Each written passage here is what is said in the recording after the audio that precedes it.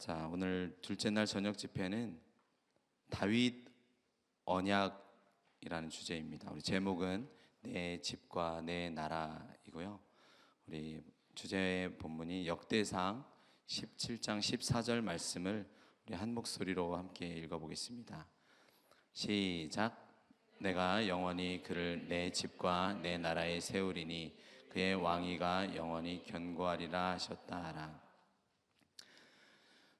사전적으로 언약은 말로써 한 약속을 뜻합니다. 대통령이 국민에게 하는 대국민 약속, 남녀가 혼인을 위해 하는 결혼 약속, 친구들 사이에서 하는 약속 등 이런 것들이 모두 언약에 속합니다. 성경에도 보면은 야곱이 외삼촌 라반과 맺은 언약, 아브라함이 블레셋 그랄 왕과 맺은 언약 등이 나옵니다. 하지만 오늘 우리가 살펴볼 다윗 언약은 그런 인간들 사이에서 맺은 언약과는 근본적으로 다릅니다. 그것은 창조주이자 절대자이신 하나님께서 인간 다윗과 맺으신 언약이기 때문이죠. 하나님이 인간과 언약을 맺으시다니요, 얼마나 놀라운 일입니까? 왜냐하면 이 경우에 하나님은 반드시 내려와 자기 피조물을 굽어 살피시고 인간에게 자신을 알리고 계시하시고 베푸시며 주어야만 하기 때문입니다. 성경은 이런 언약의 이야기로 가득합니다. 구약 성경의 주요되는 언약으로는 창조 언약, 아담 언약, 노아 언약, 아브라함 언약, 모세 언약, 다윗 언약, 새 언약 이렇게 계속해서 나타납니다. 지난 우리 청년들과 7월 한 달 동안에 여러분 특강을 통해서 매주 토요일마다 언약을 다뤘었어요. 그때 모세 언약까지 다뤘는데 딱 그때 다음 우리 수련회는 다윗 언약을 다뤄야겠다라고 하면서 이번 수련회의 주제가 다윗이 된 겁니다. 네. 그때 우리 청년들이 토요일마다 모이는데 굉장히 좀 행복했던 것 같아요. 적은 숫자가 아니라 한 40명에 가깝게 매주 토요일마다 모이면서 그럼 이 청년들에게 더 행복한 순간을 주고 싶다라는 생각을 했던 것 같습니다. 그래서 저도 연구하면서 다윗이란 인물이 이렇게 하나님 마음에 정말 합한 사람이었구나, 그가 하나님 나라에 어울리는 왕이었구나라는 것을 어제 설교와 또 오늘 오전 설교를 통해서 여러분들과 나눌 수 있었습니다. 이제 다윗 언약은 다윗의 후손으로 오신 예수 그리스도께서 세우실 그 새 언약을 직접적으로 더 밝게 가리킨다는 점에서 아주 특별한 의미를 갖습니다. 오늘 저녁은 이 다윗 언약의 본문인 사무엘하 7장 1절부터 15절까지를 묵상하도록 하겠습니다. 우리 1절을 함께 읽겠습니다. 시작.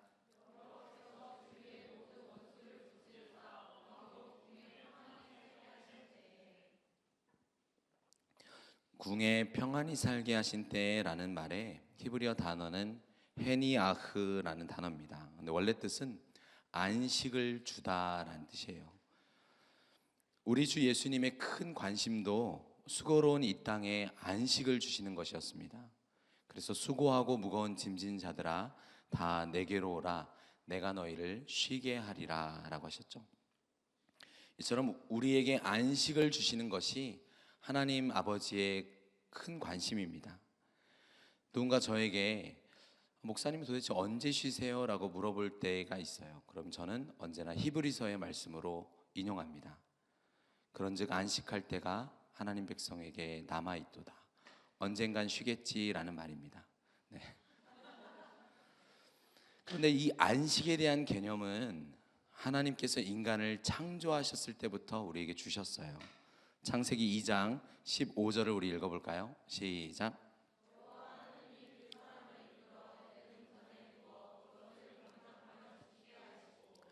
여기서 그 사람을 말씀을 보면 에덴 동산에 두어, 이 두어에 해당되는 히브리어가 아까 살펴보았던 평안히 살게 했다라는 단어 헤니야흐가 여기서도 쓰입니다. 그러므로 그 사람을 이끌어 에덴 동산에 두어는 에덴 동산에서 안식을 얻게 하시고라는 뜻입니다. 이렇게 번역하면 의미가 제대로 살아나죠. 우리가 잘 아는 창세기 5장에 나오는 노아의 이름 뜻도 어원적으로는 헤니아흐와 연결됩니다. 그리고 모세가 약속의 땅에 들어갈 때 너희가 요단을 건너 하나님께서 너희에게 기업으로 주시는 땅에 거주하게 될 때 하나님께서 너희 주위의 모든 대적을 이기게 하시고 너희에게 안식을 주사 이렇게 이야기합니다. 그리고 너희를 평안히 거주하게 하실 것이다 라고 말했어요. 그리고 그 약속의 땅을 향해서 전쟁을 일으켰던 여호수아도 1장 13절에 보면은 너희의 하나님 여호와께서 너희에게 안식을 주시며 이 땅을 너희에게 주시리라 라고 합니다. 이 안식을 주시며 다 같은 말이에요.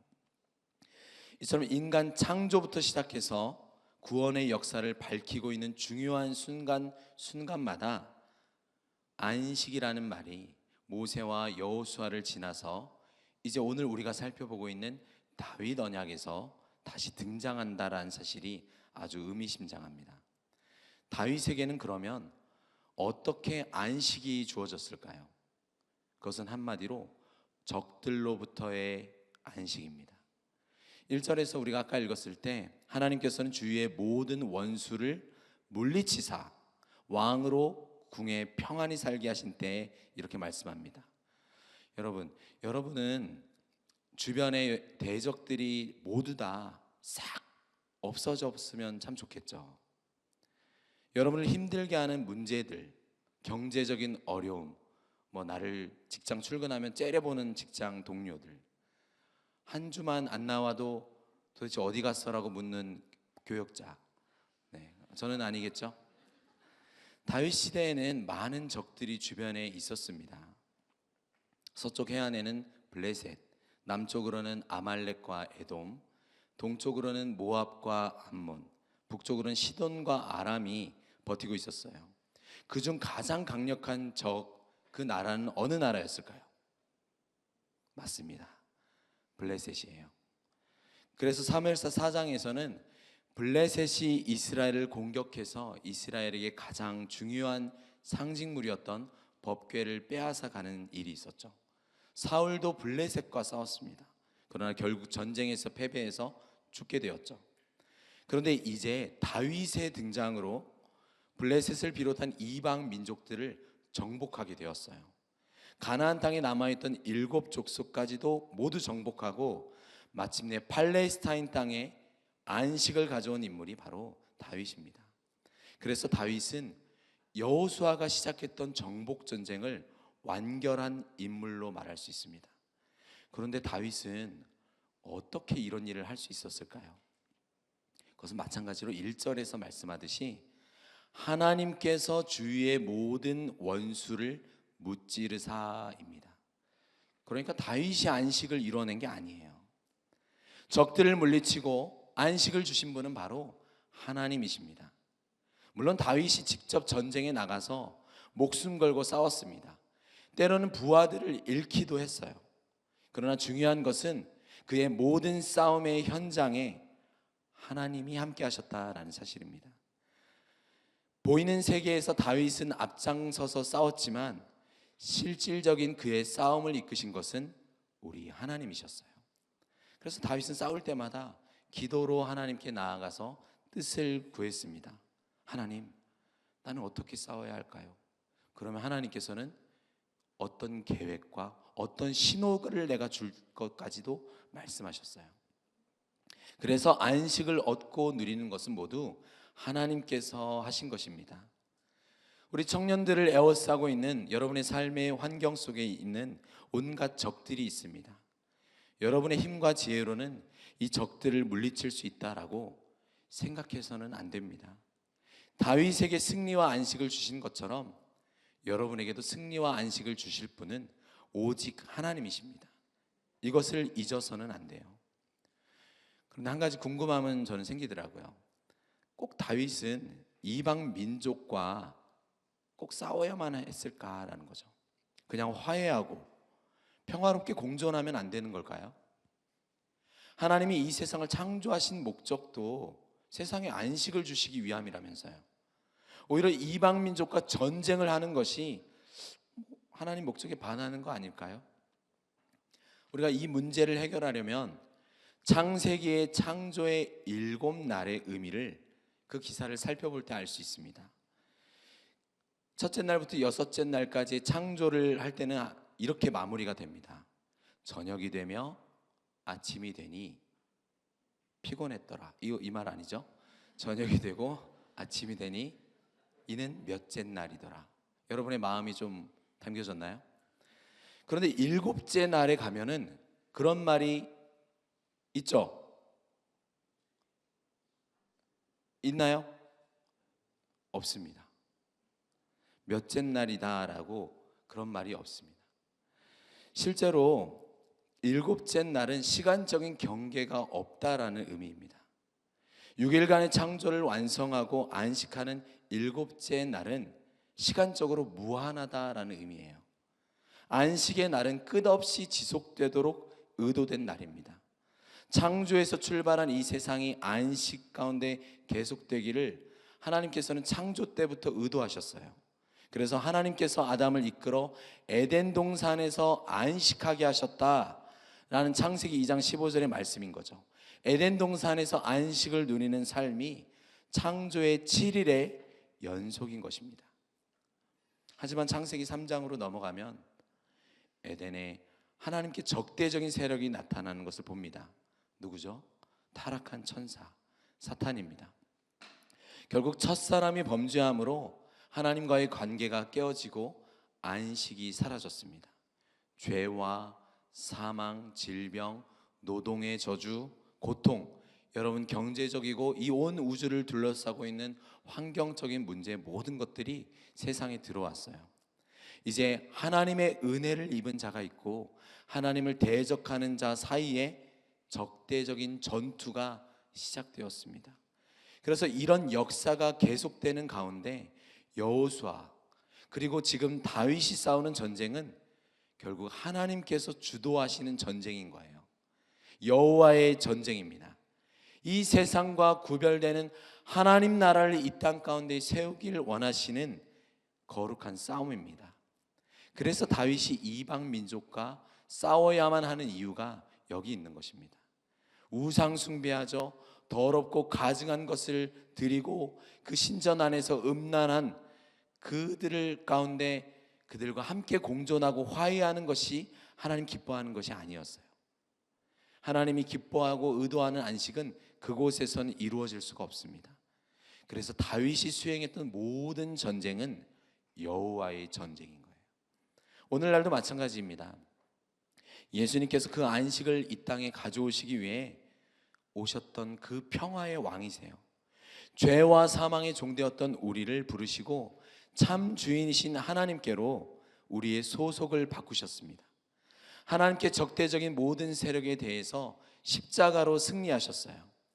그래서 우리의 예배가 십자가를 기억하는 예배로 드려질 때만이 참된 예배입니다. 나는 여전히 세상의 종처럼 하나님 나를 위해 이것도 해주시고 이렇게 해주세요만 구하는 그런 예배가 아니라 하나님께서 예수 그리스도 안에서 나를 위해 하신 큰 구원의 일을 기뻐하고 찬송하고 감사하는 것, 그게 안식을 이 땅에서 누리는 우리의 예배입니다. 여전히 우리가 사는 이 땅에는 대적들이 남아 있습니다. 그래서 여러분을 적대하는 세력들에 대해 담대히 싸워야 한다라고 에베소서 6장에서 말하죠. 우리가 믿음의 싸움에서 승리할 때 우리는 안식에 들어갈 복을 얻는 것입니다. 하나님 믿으면 바로 천국, 이런 단순한 개념이 아니어서 혹시 실망하는 청년이 있을까요? 그러나 이미 승리가 보장된 싸움을 우리는 하고 있는 거예요. 그래서 오늘 하나님과 동행하며 새해 힘을 공급받는 그러한 오늘 저녁이 되길 주님의 이름으로 축원합니다. 사무엘하 7장 2절부터 4절까지 읽어보겠습니다. 시작.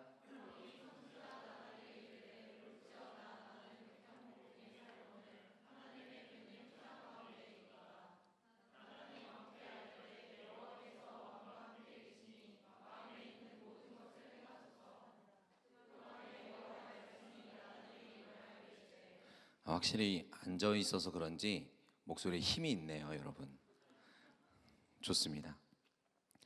다윗은 자신이 지금 왕궁에 거하며 사방의 적들로부터 안식을 얻게 되자 하나님이 거할 성전을 건축하겠다라는 놀라운 생각을 하였습니다. 굉장히 기특하죠. 다윗은 왜 이런 소원을 가지게 되었을까요? 우선 자신이 왕이 되어서 지금 누리고 있는 모든 위치와 삶의 모든 것들에 대한 감사가 있었기 때문입니다. 자격 없는 나를 이렇게 부르셔서 이스라엘의 왕으로 세우신 것에 대한 감사인 거죠. 이처럼 다윗은 겸손한 사람이었습니다. 내가 어디에서 시작되었는지를 잘 알고 있어요. 보통 시작은 겸손하게 멋지게 시작하지만 나중에 잘못되는 사람들을 향해서 우리는 그가 초심을 잃었다, 첫사랑을 잃었다라고 말들 하잖아요. 그 대표적인 인물이 있었습니다. 누구죠? 사울입니다. 사울도 처음에는 무척 겸손한 자였어요. 사무엘이 사울에게 그와 그의 집이 온 이스라엘의 사모하는 바로 그 집이다, 그 지파다라고 말하니까 에이 무슨 소리예요 하면서 손사래를 쳤죠. 저는 이스라엘 지파의 모든 지파 중에 가장 작은 지파 베냐민 지파입니다. 그리고 그 중에서도 나의 가족은 베냐민 지파 모든 가족 중에서도 가장 작습니다 라고 겸손히 말했어요. 나중에 온 백성이 미스바에 몰려가지고 사울에게 기름 부으려고 할 때 아무리 찾아도 사울이 안 보이는 거예요. 알고 보니까 그는 짐 보따리들 사이에 숨어 있었습니다. 그러나 그랬던 사울이 점점 하나님의 말씀에 순종하기보다는 사람들의 이목을 신경 쓰기 시작했습니다. 그러면서 이상하게 변했죠. 사람들의 원성을 기다리지 못하고 하나님 앞에 직접 제사를 드렸고, 내가 이렇게 전쟁에 능한 용사다라는 것을 뽐내기 위해서 아말렉 왕을 포로로 사로잡았습니다. 다윗이 골리앗을 물리친 후에 모든 전쟁에서 승리하고 돌아오니까 여인들이 막 춤추면서 뛰놀고 이렇게 노래했었죠. 사울은 천천히요 다윗은 만만이로다. 이렇게 말할 때 사울이 엄청 화를 냈습니다. 그러면서 다윗이 이제 얻을 것이 나라 말고 또 무엇이 있겠냐 불쾌했습니다. 결국 시기와 질투의 악한 영에 사로잡혀서 미쳐버린 사울은 다윗을 죽이려 하죠. 그때 아들 요나단이 말렸습니다. 그리고 요나단이 오히려 다윗을 도운 것을 우리는 오전 집회에서 잘 보았죠. 그러나 결국 식사 자리에서 그 일이 터졌어요. 사울이 자기 아들 요나단에게 뭐라고 말했는지 한번 보겠습니다. 사무엘상 20장 30절 31절입니다. 시작.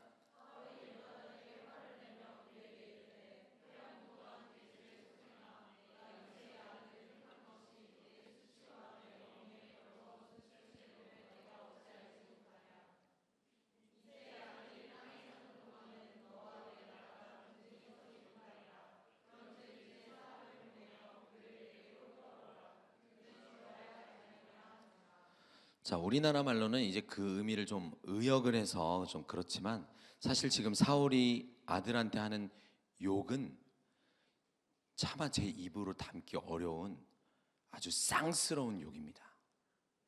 입에 담지도 않았는데 왠지 쌍스러운 것 같죠.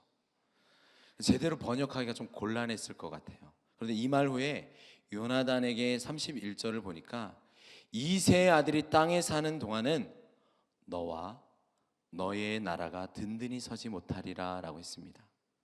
사울의 실패를 아주 정확히 드러내는 단어가 바로 여기 있어요. 너와 너의 나라입니다.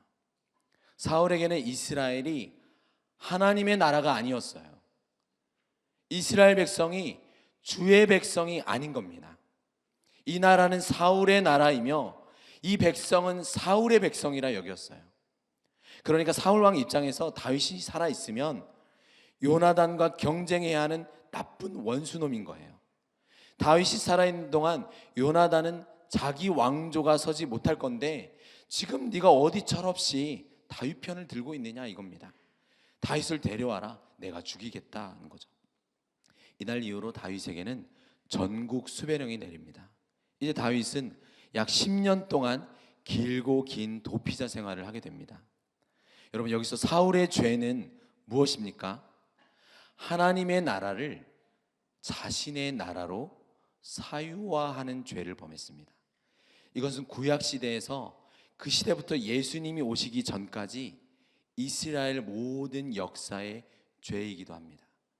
하나님께서 그들을 제사장 나라로 삼으셨고 그들에게 복을 주신 이유는 하나님으로부터 이 구원의 기쁨과 율법의 빛을 온 열방에 증거해야 할 사명을 갖고 있는 자들이었어요.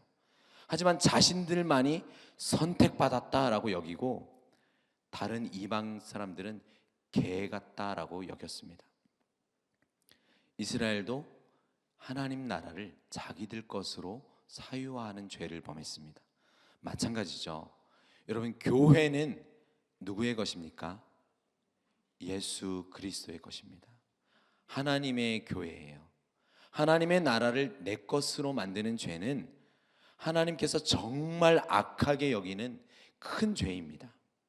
우리가 신앙생활을 하다가 보면은 사랑하는 것이 왜곡되면 이렇게 될 때가 있어요. 그래서 주의해야 합니다. 내 공동체, 내 교회가 지나치면 내가 소유한 내 것이라고 여기는 것이죠. 그러니까 나랑 친한 저 언니가 나랑 안 놀고 쟤만 챙기는 거 보면은 눈이 막 뒤집히는 거죠. 우리 중에는 그런 사람은 없어요. 있나요? 그러나 다윗은 달랐습니다. 없죠. 서로 잘 놀아주세요. 다윗은 역사의 무대에 등장하는 첫 순간부터 그가 사라지는 이 땅에서 생을 마감하고 소천하는 마지막 순간까지 그의 입에서 늘 붙이고 살았던 표현이 있습니다. 바로 주의 백성, 주의 나라입니다. 사울처럼 한 번도 그런 이스라엘을 나의 나라, 나의 백성이라 여긴 적이 없습니다. 사무엘상 17장 26절을 볼까요? 시작.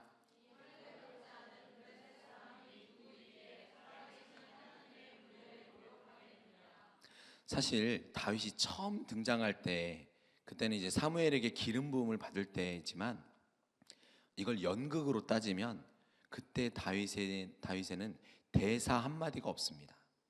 무대에 등장했지만 아무 말이 없었어요. 그러다가 처음 대본을 받고 다윗이 이제 말하는 때가 언제냐면 바로 이때 골리앗과 마주했을 때입니다. 이 할례 받지 않은 블레셋 사람이 누구냐? 골리앗이죠.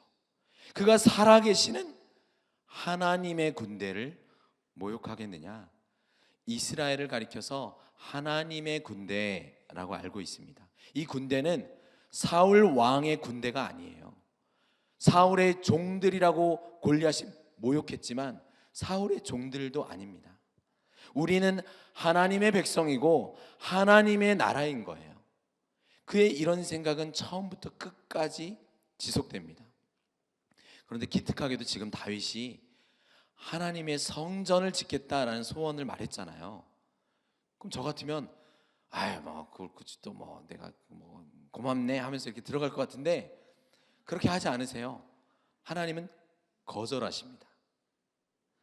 오히려 하나님께서 뭐라고 하냐면 다윗, 네가 나를 위해서 집을 지어주겠다고?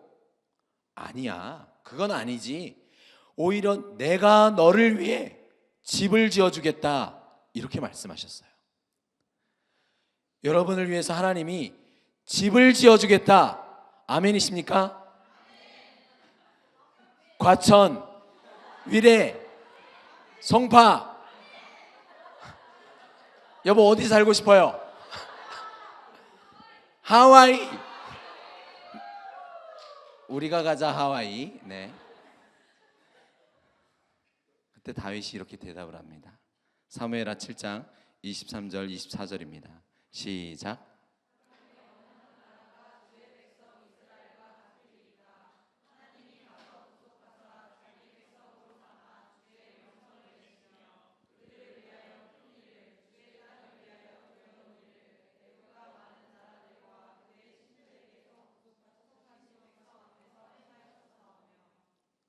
주께서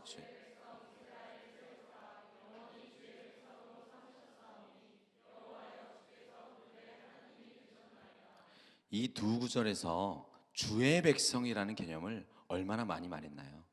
주의 백성 이스라엘, 자기 백성, 구속하신 백성, 주의 백성 이스라엘, 주의 백성, 그들의 하나님이 되셨느니라. 이때는 이미 다윗은 이스라엘의 왕이었습니다. 하지만 그는 결코 내 백성이라 하지 않았어요.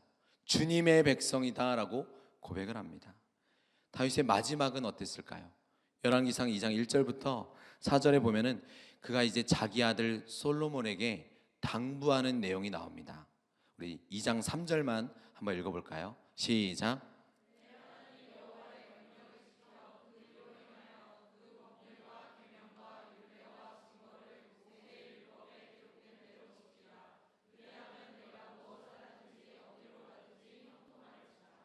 무엇을 당부하냐면 이스라엘은 다윗인 나의 나라도 아니고 솔로몬 너의 나라도 아니니까 이스라엘은 우리의 크신 하나님의 나라다라는 겁니다.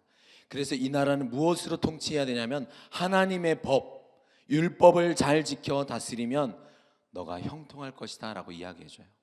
이 법도 솔로몬이 만든 게 아닙니다. 모세를 통해 주신 여호와께서 친히 손으로 새기신 하나님의 명령입니다. 우리보다 크신 왕, 하나님이 그 법으로 다스리는 그 나라가 바로 이스라엘이라는 거예요. 하나님의 백성, 하나님의 나라를 솔로몬에게 유언으로 주는 것입니다. 이것은 사실 한 시대를 풍미하고 큰 권력을 잡고 있는 왕에게서 나오기가 참 어려운 겸손한 고백입니다. 다윗은 그래서 역사에 등장할 때 골리앗을 앞에서도 그리고 마지막 순간에서도 하나님의 나라, 하나님의 군대라는 것을 끝까지 마음에 품고 있었습니다. 그런데 일평생 주님의 백성, 주님의 나라라는 신앙 고백을 했지만 그런 다윗도 크게 실수를 할 때가 있었습니다. 그러나 그 실수를 하나님께서 막아주십니다. 아주 흥미로운 내용이에요. 다윗이 사울왕에서 쫓겨서 도망자 신세로 한 10여 년을 쫓겨다닙니다. 그런데 그 다윗을 중심으로 자그마치 600명이 사람들이 모였어요. 앞으로 다윗 왕조를 함께 세워나갈 용맹한 군사들이 됩니다. 그런데 피난민 시절에 도대체 무슨 일이 있었냐면 갈멜산이라는 곳에 아주 큰 사업체를 가지고 있는 나발이라는 사람이 있었습니다. 그 사람이 얼마나 부유했냐면 양이 3,000마리, 염소를 1,000마리 가지고 있었어요. 이렇게 큰 규모의 목축업을 하는 사람들에게는 양털 깎는 날이 축제의 날입니다. 근데 그런 날에 동네 가장 어려운 사람들도 다 불러다가 잔치를 하는 게 의뢰의 행할 일인데 그런 관습이 있었거든요. 그런데 다윗의 군사들이 평소에 그 나발의 동물들을 여러 맹수의 손으로부터도 구해주고 여러 강도 때로부터도 지켜줬었거든요. 그러니까 상식적으로 이렇게 좋은 잔칫날에 우리에게 음식을 좀 나눠주지 않겠어? 라고 다윗이 생각하고는 10명을 보냈습니다. 근데 나발이라는 사람을 성경에서 보면은 소개할 때 아주 악한 사람이다 라고 말합니다. 악한 사람에다 아주 구두쇠예요. 다윗에게 보낸 사람들한테 이렇게 말하는 거예요. 야, 다윗이 누구고 이새의 아들이 누구냐? 난 모르겠다. 요즘 뉴스를 자꾸 보니까 주인으로부터 도망간 노예들이 그렇게 많다더라. 지금 사울 왕을 피해서 도망친 다윗을 노예라고 지금 이야기하는 겁니다. 완전 별로죠. 아주 모욕적인 말을 했어요.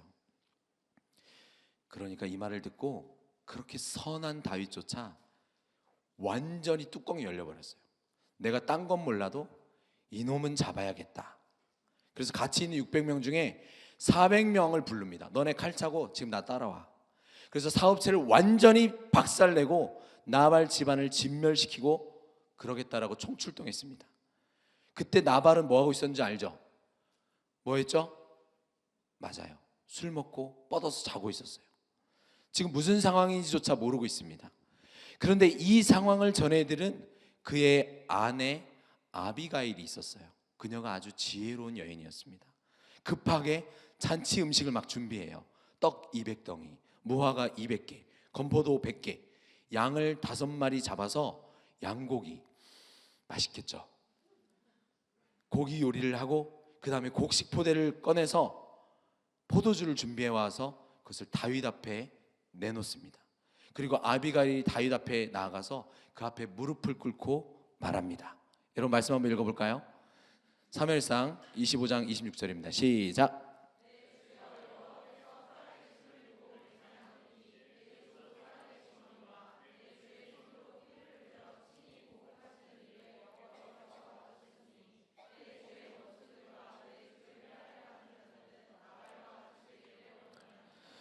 지금 다윗에게 내 주여, 내 주의 손으로 피를 흘려서 친히 보복하는 일을 하나님께서 지금 막으시는 건데, 아비가일은 자신을 보내서 하나님이 이 일을 하고 계시다라는 겁니다. 그 다음 27절 28절을 읽어볼게요. 시작.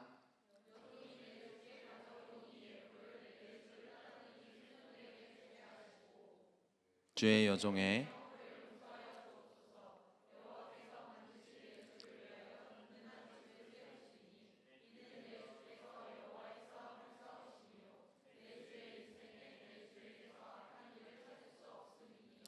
아비가일이 무엇을 말합니까? 내 주께서 지금 여호와의 싸움을 하고 계십니다. 아비가일이 지금 다윗에게 다윗의 일평생 모토를 생각나게 하는 거예요. 당신에 대해 우리 이스라엘도 다 알고 있어요. 그대가 이렇게 사울에게 쫓겨다니는 것이 당신만의 어떤 나라와 정권을 세우려는 게 아니라 하나님의 전쟁을 수행하는 것을 모두가 다 알고 있다는 겁니다.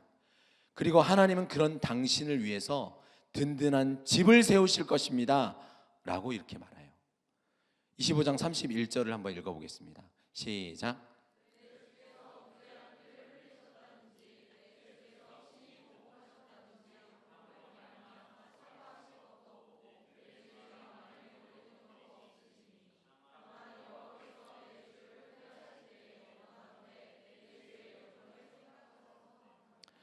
자, 그때 당신이 무죄한 자의 피를 흘렸다거나 친히 보복했다라고 해서 슬퍼할 일도 없고 마음에 걸릴 것도 없고 그렇게 하려고 지금 내가 막아선 거다라는 겁니다. 아비가일은 참 지혜로워요. 여러분, 배우자가 될 사람을 고를 때 가장 중요한 것 중 하나가 이겁니다. 말을 예쁘게 하는 거예요. 우리는 사람이니까 당연히 외모도 중요하죠. 그런데 그것 못지않게 중요한 것이 뭐냐면 얼마나 말을 지혜롭게 하고 예쁘게 하는 겁니다. 마음에 쌓여있는 게 밖으로 나오는 게 말이잖아요. 그래서 평소에 여러분이 관심 있는 사람이 생기면 그 사람의 말씨를 한번 살펴봐야 됩니다. 여러분 카톡을 보내도 그 글자에 감정이 실리는 거 여러분 잘 알고 있죠? 네. 잘 아는 거 있는 거예요. 여러분 보낼 때 잘 보내야 돼요. 잘못 보내놓고 지우려고 하면 나에게만 삭제, 그것만 떠요. 자, 훗날 이스라엘의 새로운 왕이 세워졌다. 우와, 그 왕이 도대체 누구냐? 세계 열방에서도 언론에서 뒷조사를 할 겁니다. 그런데 예전에 그 사람이 다윗인데 말이야, 왕이 되기도 전에 자기 백성을 학살했다. 나발 집안을 완전히 쑥대밭을 만들고 나발 불었대. 막 이런 이야기 막 나오는 거예요. 우와, 완전 다혈질이야. 무서운 사람이 이스라엘 왕이 됐네. 이런 말 안 나오도록 하나님께서 막으신 거예요. 그녀가 아주 지혜롭게 말했습니다. 그런 말을 듣자 다윗이 화가 쏙 내려갔어요. 그리고 자신이 정말 큰 잘못을 범할 뻔했구나라고 돌아가게 됩니다. 그때 아비가일이 마지막 말 한마디를 던져요.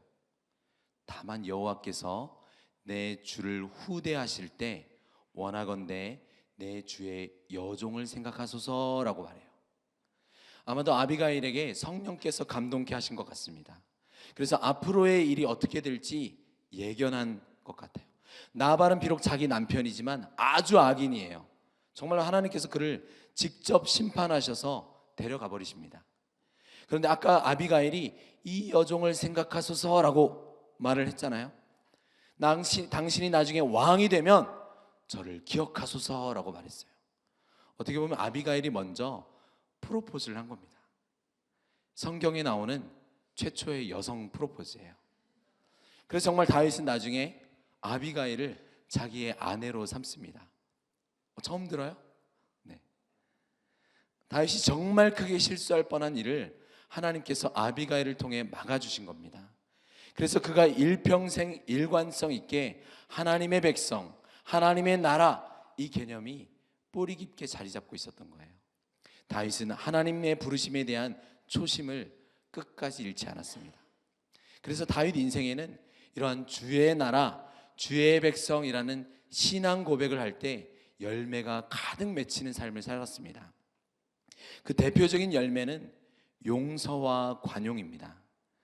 다윗 자신 스스로가 대단하다 그렇게 여기지 않았어요. 내가 왕이 된 것은 오직 하나님의 은혜다라고 말했습니다. 다윗은 사울의 신하들이 처음에 자신에게 속닥속닥 비밀을 말하면서 왕이 너를 기뻐하고 모든 신하도 너를 사랑하니까 네가 왕의 사위가 되는 것이 옳다 이렇게 말할 때 그래 내가 골리앗도 머리를 댕강 이렇게 물리치렸으니 내가 왕이 될 상인가 이렇게 이야기를 안 했다는 거예요. 뭐라고 말했죠? 사무엘상 18장 23절 후반절 읽어볼게요. 시작.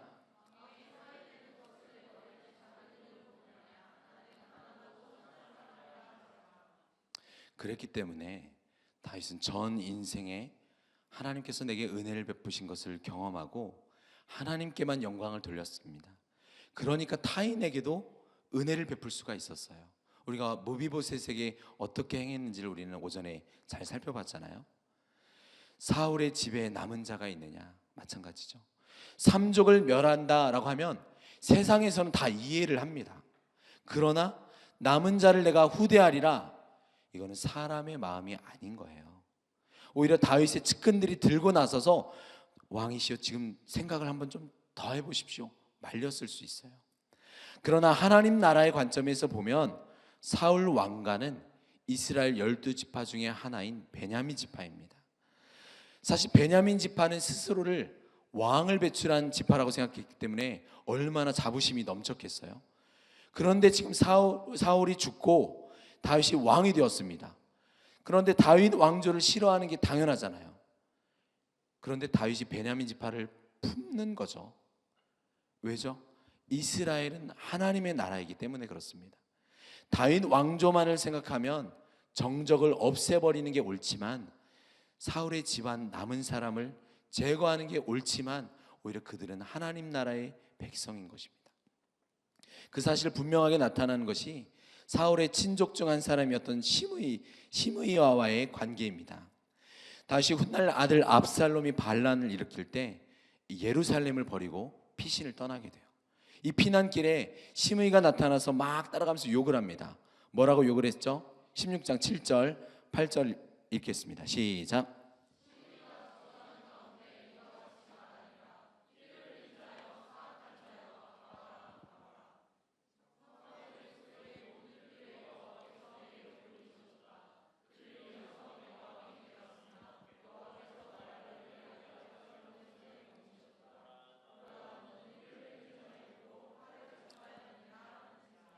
이 말을 듣고 다윗 옆에 있던 장군 아비새가 어미새가 있고 아비새가 있는 거 아닙니다. 사람 이름이에요. 아비새가 이렇게 말을 해요. 이 죽은 개가 어찌 내 주 왕을 저주하리이까. 거의 완전 쌍욕으로 서로 대받아치면서 이제 말만 하면 내가 건너가서 시므이의 목을 베어오겠습니다 라고 말해요. 여러분 만약 요즘 시대에 카톡이나 여러분들 인스타 이런 데 여러분을 향해서 누군가가 막 쌍욕을 날리고 저주를 하고 도배를 하면 어떨지 한번 생각해 보세요. 미친 거 아니야 하면서 이성을 잃어서 막 소송하겠다고 막 하지 않을까요? 그런데 그 순간 다윗은 하나님께서 저 시므이를 통해서 나를 저주하라고 하신 것이다 라고 받아들입니다. 참 다윗의 마음이 일반적이지가 않아요. 자기 몸에서 난 압살롬도 자기를 죽이려 하는데 이 베냐민 사람이 나를 욕하는 거야 당연하지 않겠느냐라고 말해요. 그가 그냥 저주하게 내버려 두라. 혹시 하나님께서 지금 나의 원통함을 보시고 오늘 그의 저주 때문에 내게 선으로 갚아주시리라 라고 말합니다. 그래서 여러분을 누군가가 저주한다고 하면 여러분 어떻게 해야 되겠어요? 더 큰 저주로 갚아줘야죠. 옆에 사람들 보면서 이렇게 인사할까요? 너를 축복해. 네. 누군가 여러분을 저주한다면 그냥 내버려 둬야 됩니다. 여러분에 대해서 누가 험담해요. 그 사람의 인격이 얼마나 쓰레기 같은지 우리 공동체 내가 다 알게 할 거야. 막 얘기하고 싶죠? 얘기할 사람 있어요? 그냥 내버려 둬야 됩니다. 우리 예수님은 십자가의 수치와 조롱을 다 감당하셨습니다. 내 죄로 인한 하나님의 진노를 다 받으셨어요. 그래서 오직 그리스도인들만이 대적이 하는 수치와 조롱을 감당할 수 있습니다. 그런데 종종 요즘 교회에서조차 뭐 부끄러운 일이 생기면 에이 안 되겠다, 이 교회에서도 끝났네 하면서 교회를 옮기는 일이 많습니다. 혹시 여러분 공동체 안에서 연애하다가 헤어졌어요? 에이 이제 내가 어떻게 얼굴 다니겠냐, 교회를 옮겨야겠다. 그러면 안 됩니다. 그냥 얼굴 내리고 다니면 돼요. 얼굴을 가지고 다니면 되지. 그걸 굳이 왜 옮겨요? 실제 내가 잘못한 게 있어서 누가 욕을 한다, 그 수치가 지나갈 때까지 다 감수하는 게 그리스도인의 책임입니다. 그러면 하나님께서 이 과정을 통해서 우리 한 사람을 그리스도의 인격으로 빚어가시는 것입니다. 마침내 하나님께서는 정말로 다윗의 인생을 선으로 갚아주셨어요. 그래서 압살롬의 반란을 진압하고 금이 환영하게 되었습니다. 이제 예루살렘 도성으로 돌아오게 돼요. 누가 큰일 났을까요? 시므이가 큰일 났어요. 이제 자기 목이 달아나겠다라고 생각하고 다윗 앞으로 마중 나왔습니다. 성경을 보면 참 시므이가 참 난 사람이에요. 난 사람. 베냐민 사람 1000명을 데리고 다윗을 마중 나옵니다. 이게 무슨 의미일까요? 오늘날 정치판으로 보면은 지금 베냐민 당 전체 끌고 나온 거예요. 시므이가 지금 당대표입니다. 그러니까 지금 당대표로, 난 당대표로서 널 저주한 거야, 이걸 이야기하는 겁니다. 다윗이 이제 왕권을 회복한 거잖아요. 부하들이 뭐라고 하냐면 시므이다 시므이 하면서 이 기회에 보복 정치하자라고 이야기를 했어요. 다윗이 뭐라고 하냐면 마찬가지로 신하들이 뭐냐면 다윗도 하나님의 기름 부음 받은 자잖아요. 그를 저주했으면 얘 죽어야 되는 게 맞잖아요. 그러나 다윗은 사울에게도 그렇게 하지 않았고 자신을 저주했던 시므이에게도 그렇게 하지 않습니다. 뭐라고 신하들한테 이야기하냐면 다윗이 오늘 내가 이스라엘의 왕이 다시 되었는데, 하나님께서 나를 이스라엘의 왕으로 삼으셨는데 내가 이스라엘 백성을 어떻게 죽이겠느냐, 이렇게 말해요. 이놈들아 정신 차려라, 이렇게 말을 하는 거죠. 그러니까 다윗이 죽어 마땅한 당대표를 살려주니까 그 당 사람들이 어떻게 했어요? 다 감동받은 거예요.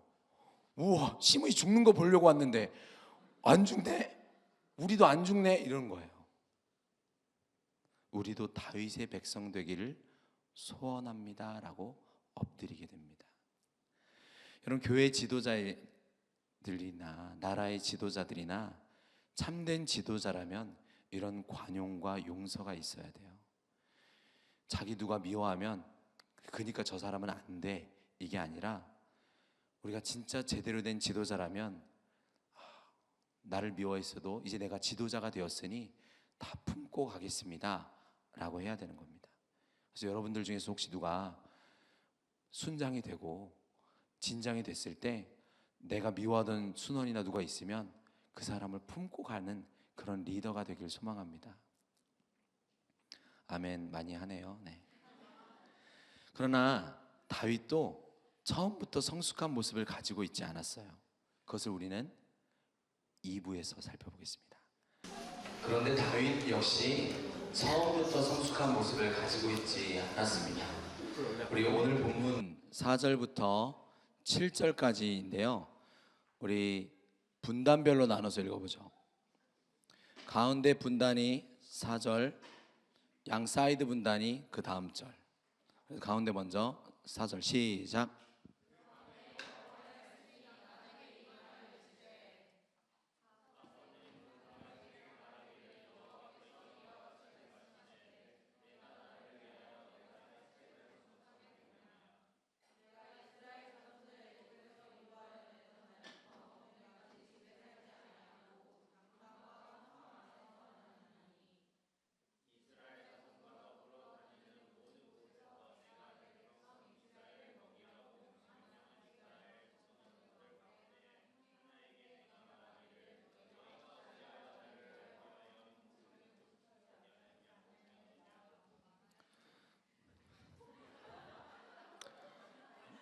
잘했어요.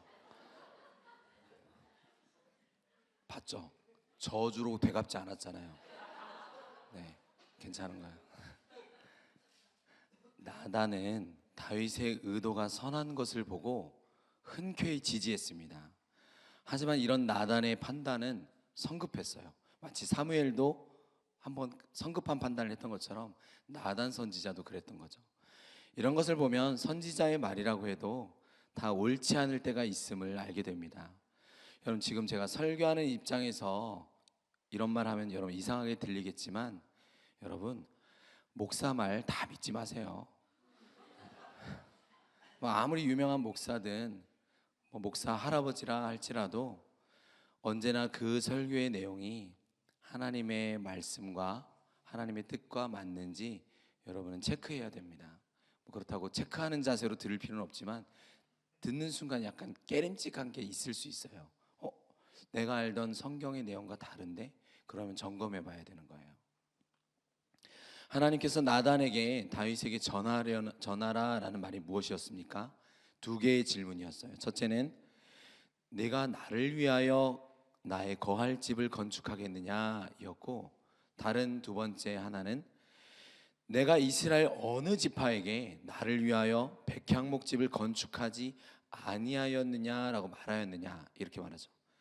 다윗 입장에서는 좀 황당하죠.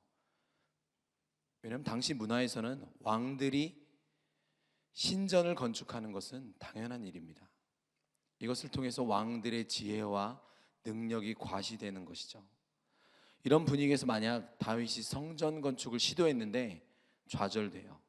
그럼 다윗 왕의 명예가 떨어지는 겁니다. 무엇보다 이스라엘은 신정 국가예요. 성전은 상징적인 대표적인 건물입니다. 다윗이 하나님을 위해 성전을 짓고자 하는 것은 사실 너무나 당연한 일이에요. 어쩌면 칭찬받아야 할 일입니다.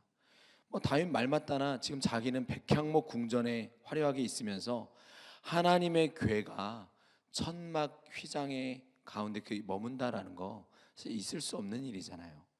그런데 왜 하나님은 다윗에게 성전 건축을 허락하지 않으셨을까요? 먼저 하나님의 이 첫 번째 질문을 생각해야 합니다. 내가 나를 위하여 내가 살 집을 건축하겠느냐?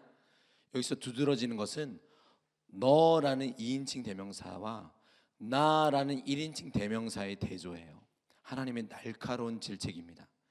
너 다윗의 생각이 지금 뭔가 문제가 있다라는 겁니다. 그게 무엇일까요? 다윗은 자신도 모르게 하나님을 인간적으로 생각하고 있어요. 다윗은 인간이 자신의 지위와 신분에 걸맞는 집이 필요하듯이 하나님도 그럴 것이다 라고 생각했습니다. 그러나 하나님은 나중에 솔로몬의 고백이 그러하듯이 하늘들의 하늘이라도 감당할 수 없이 크신 분입니다. 집이 필요했다라고 하면 이미 광야에서 집을 장만해 달라고 요구했을 겁니다. 너가 지금 왕이 된 것처럼 나도 인간들의 손에 의해서 내가 높임받아져야 한다고 생각하느냐라는 것이죠.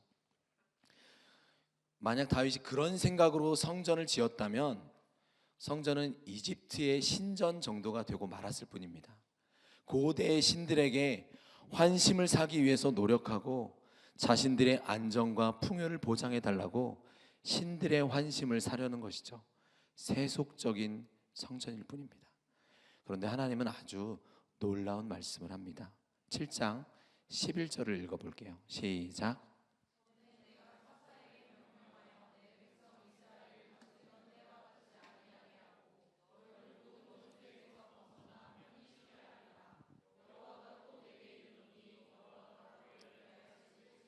네, 이 마지막 하반절에 보니까 여호와가 너를 위하여 집을 지으시겠다라고 합니다.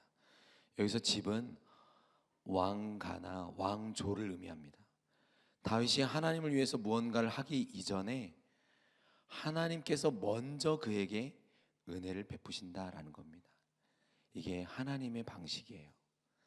우리는 내가 하나님께 사랑이 어떤 건지 잘 모르는 상태에서 내가 하나님을 위해서 뭘 할까? 하나님 그걸 바라지 않으세요.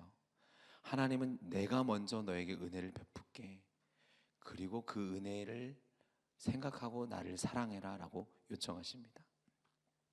우리도 하나님을 위해서 이런저런 일을 해드리고 싶다라는 생각을 하기 쉽습니다. 그러나 하나님을 높여드리기 위해 시작한 일이 결국 자신을 높이는 일로 끝나고 만다라는 겁니다. 이것은 신앙의 본질을 뒤엎는 아주 중차대한 문제예요. 우리가 아직 죄인 되었을 때 하나님께서 우리에게 대한 자기의 사랑을 확증하셨느니라 라고 로마서에서 말합니다. 우리가 하나님의 영광을 위해 살아간다 라고 하는 것도 사실 성령께서 여러분의 마음에 선한 소원을 먼저 주세요. 그리고 그 일을 행할 능력도 성령께서 주십니다. 그리고 여러분이 그 일을 해내잖아요. 우와, 네가 이 일을 했어? 하나님 칭찬해 주시고 상급을 주십니다. 하나님은 이렇게 좋은 분이세요. 가장 선한 일에도 언제나 죄가 끼어들 수 있습니다. 그래서 예수님께서도 산상수훈에서 너희는 이렇게 행할 때 주의해라. 너희가 기도할 때, 너희가 구제할 때, 너희가 금식할 때 주의하라. 이렇게 이야기합니다. 사실 다윗에게는 이미 앞서서 비슷한 실수가 한 번 있었어요. 오늘 본문 그 7장의 앞장인 6장을 보면은 법궤를 다윗성으로 모셔오는 우리에게 너무나 잘 알려진 스토리가 나옵니다. 그때 다윗이 막 법궤 앞에서 춤추고 이런 게 그 본문이에요. 다윗은 그 누구보다도 하나님의 궤가 이스라엘과 함께한다라는 것의 의미를 잘 알고 있었습니다. 왜냐하면 언약궤는 하나님의 왕권을 나타내고 하나님이 왕이십니다라는 걸 나타내기 때문이에요. 그래서 궤는 그룹들 사이에 좌정하신 만군의 여호와의 이름으로 불린다라고 성경이 말해요. 출애굽기 25장 22절을 보면은 왕이신 하나님은 이 그룹 사이에서 이스라엘 자손을 위해 명령할 모든 일을 말씀하겠다라고 약속했습니다. 처음에 다윗이 6장에 보면은 이 언약궤를 옮기기 위해서 자그마치 이스라엘에서 3만 명을 뽑습니다. 엄청난 숫자예요.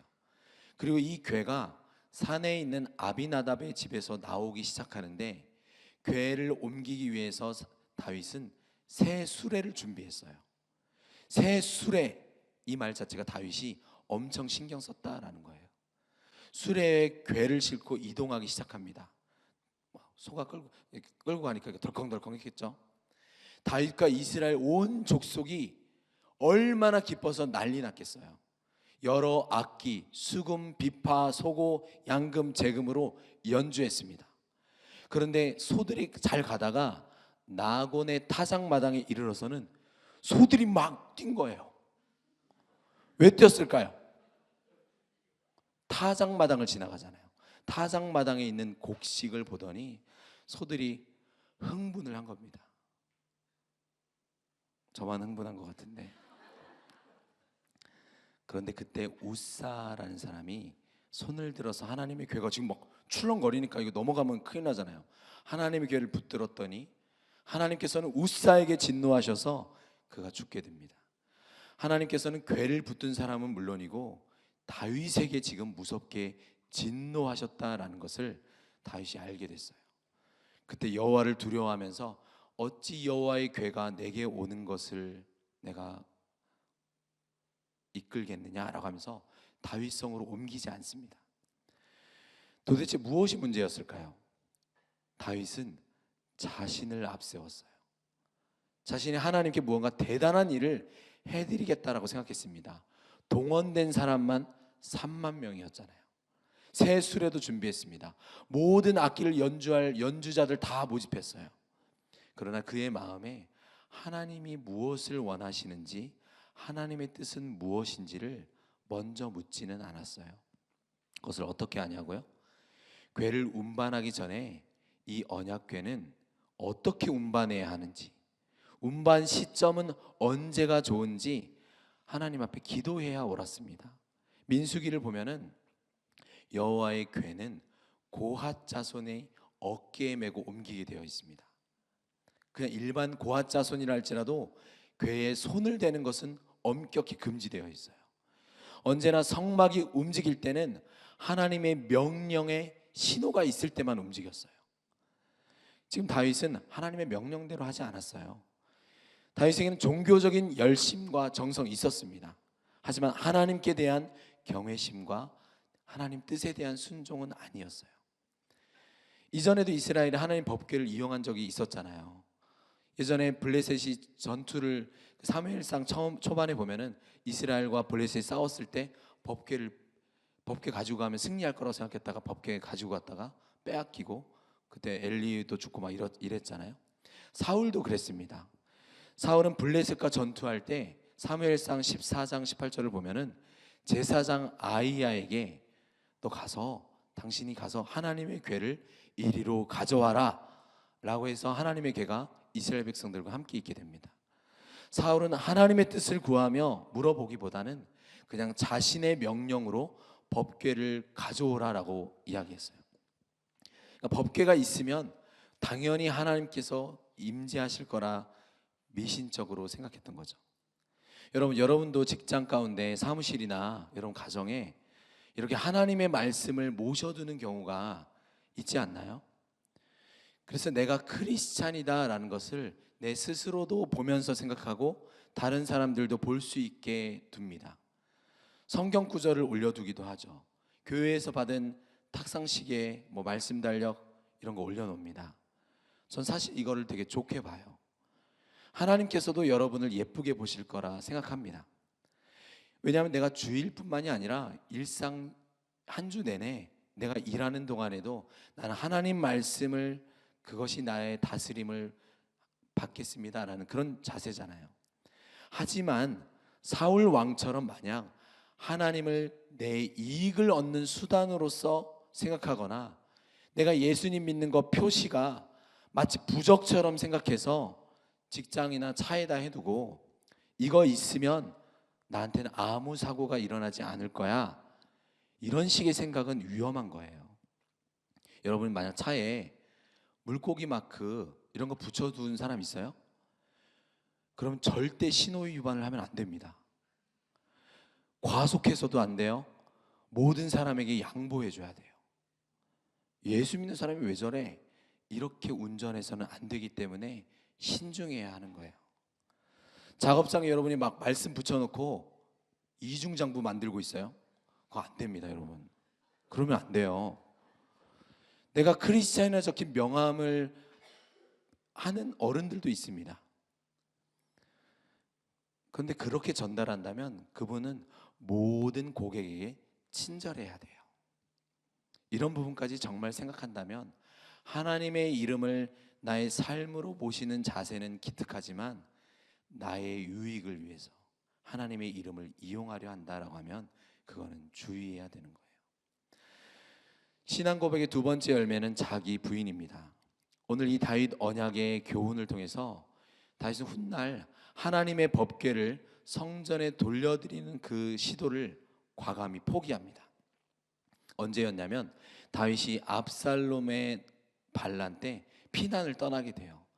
그러면서 제사장 사독이 법궤를 이미 가져와서 다윗을 기다리고 있었어요. 당연히 피난길에 여호와의 법궤를 다윗 왕과 함께 갈 것이라고 제사장 사독이 생각했습니다. 이스라엘 정권의 정당성이 법궤가 같이 가느냐 안 가느냐에 있다라고 생각할 수 있잖아요. 마치 옛날에 어떤 나라의 왕이 수도를 버리고 피난 가면 옥쇠를 가지고 가냐, 이게 굉장히 중요한 거였잖아요. 그것처럼 이스라엘의 정권의 합법성, 정당성을 의미하는 게 법궤이기도 했습니다. 여러분 사무엘하 15장 25절을 읽어볼까요? 시작.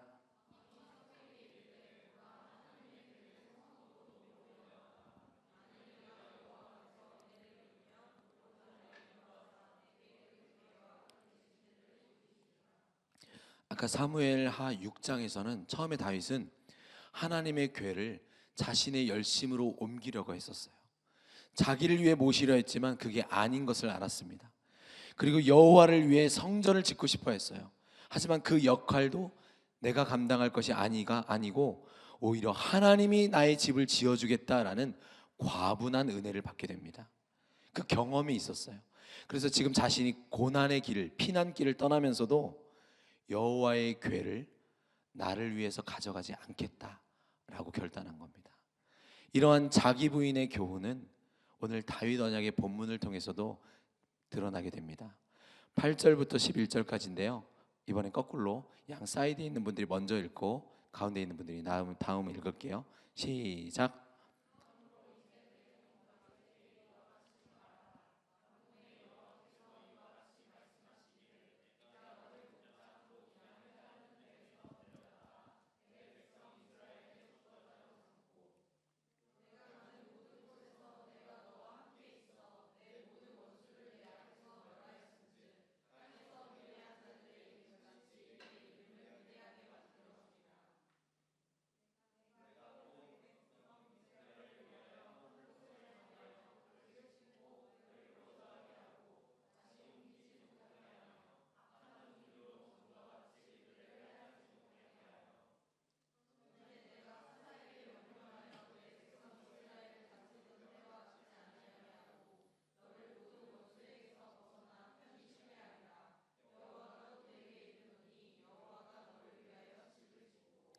하나님께 좋은 것을 드리고 싶어하는 다윗의 마음은 우리가 충분히 본받을 만한 겁니다.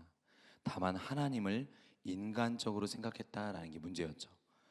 그러나 단순히 다윗이 성전 건축을 한다라는 것을 거절하신 것은 그 이유 때문만은 아니었어요.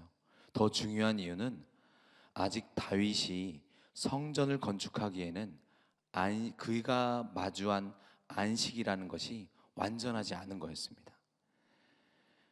다시 더 중요한 이유는 1절에서 보면은 여호와께서 주의 모든 원수를 물리치사 왕으로 궁에서 평안히 살게 하셨다라고 말했지만 지금 9절에서도 같은 사실을 말했어요. 내 모든 원수를 내 앞에서 멸하였은즉. 그러나 우리가 마지막 읽은 11절을 보면은 새로운 내용이 있었습니다. 너를 모든 원수에게서 벗어나 편히 쉬게 하리라. 미래형입니다. 1절과 9절은 완료형인데 11절은 미완료형이에요. 아직 평안을 주시는 하나님의 행위가 끝나지 않았다는 거예요. 다윗이 현재 누리고 있는 평안은 절대적인 게 아니라 상대적인 거예요. 미래에 이루어질 완전한 안식에 비해서는 불완전한 안식입니다. 다윗은 이미 주변에 많은 적들을 물리쳤지만 아직도 정복해야 할 적들이 남아 있었어요. 8장에 가면은 다윗은 블레셋 사람들을 또 치게 됩니다. 그리고 8나라를 정복하는 것이 이어서 소개됩니다.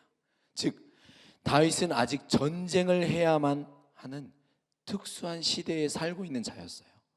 그래서 다윗이 성전을 지을 수 없었던 겁니다. 다윗의 전쟁은 여호와의 전쟁이라면서요.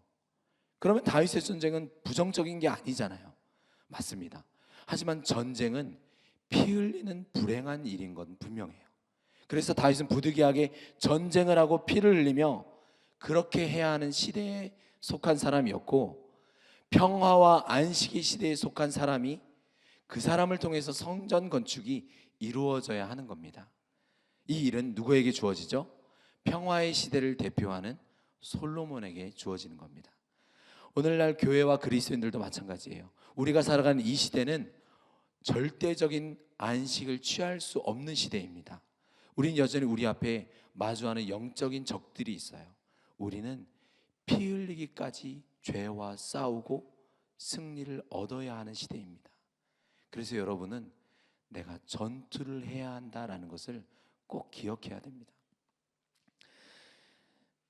7장 12절부터 15절 읽겠습니다. 자, 우리 한 목소리로 같이 읽을까요? 시작.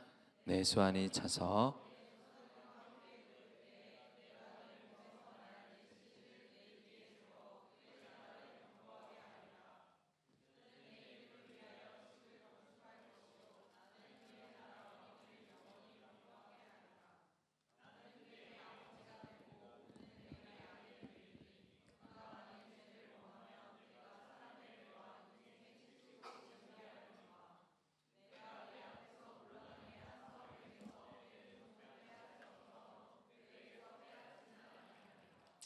그래서 다윗이 아니라 너의 몸에서 날 너의 씨를 뒤에 세워 그가 내 이름을 위하여 집을 건축할 것이라 이야기했습니다.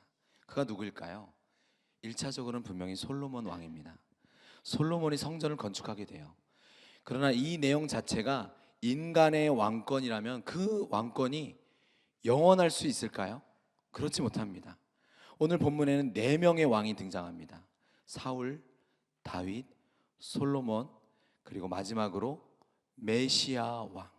그가 가장 중요하다라고 말할 수 있어요. 그래서 하나님께서는 너의 나라 왕위를 영원히 견고하게 할 것이다 라고 말씀하셨습니다. 그리고 나는 그에게 아버지가 되고 그는 내게 아들이 되리라 라고 말씀하셨어요. 이것이 모든 언약의 핵심입니다. 하나님이 자기 백성의 하나님이 되고 그들은 하나님의 백성이 되는 거예요. 아담, 노아, 아브람, 모세에게 이어진 언약의 핵심이 여기 다윗 언약에서도 나타납니다. 이어진 내용이 중요해요. 그가 만일 죄를 범하면 내가 사람의 매와 인생의 채찍으로 징계하려니와 그러나 내가 네 앞에서 물러나게 한 사울에게서 내 은총을 빼앗은 것처럼 그에게서 빼앗지는 않겠다라고 하셨어요. 여러분, 사울은 어떠했나요? 하나님의 뜻에 순종하는 대신 왕의 자리를 지키기에 급급하다가 결국 그는 실패했습니다. 하나님의 은혜를 구하지 않고 의지하지 않고 인간을 의지한 결과는 결국 멸망이었어요. 은혜 아래 있기를 거부하고 법 아래 있기를 구하는 자의 마지막은 심판입니다. 사람의 매와 인생의 채찍으로 징계한다라고 했어요. 그런데 이 징계의 의미는 모세가 이야기한 신명기 28장에 언급된 언약의 저주와 연결되어 있는 내용입니다. 만약 너희가 하나님 말씀 잘 안 듣고 순종하지 않으면 그런 모든 자들에게 임할 저주가 바로 사람의 매와 인생 채찍, 막대기 같은 거예요. 그래서 나중에 결국 솔로몬 왕 이후에는 나라가 쪼개지고 포로로 끌려가는 그런 일들 자체가 하나님의 징계라고 볼 수 있는 겁니다. 그런데 이러한 일을 행할 자가 누구인가라고 이사야서에서 말하고 있어요. 이사야 11장 1절부터 4절까지 함께 읽어보겠습니다. 시작.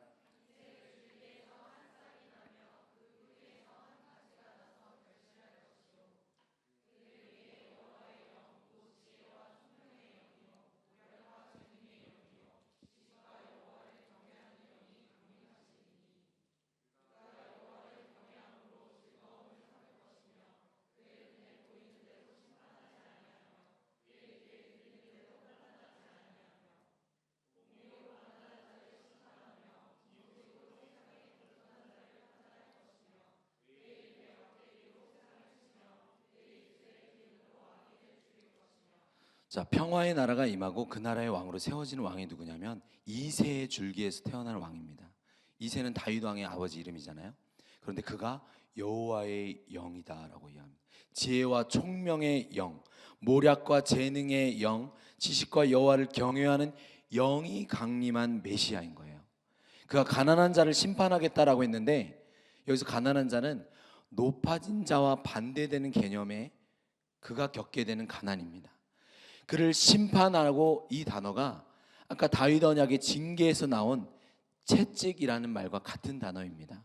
그리고 그의 입에 막대기가 세상을 치실 것이다 라고 이야기합니다. 아까 하나님이 다윗에게 약속하신 내용을 이 메시아가 감당할 것이다 라고 이사야가 말하고 있어요. 그런데 또 다른 이사야의 내용을 살펴볼게요. 이사야 53장 5절입니다. 시작.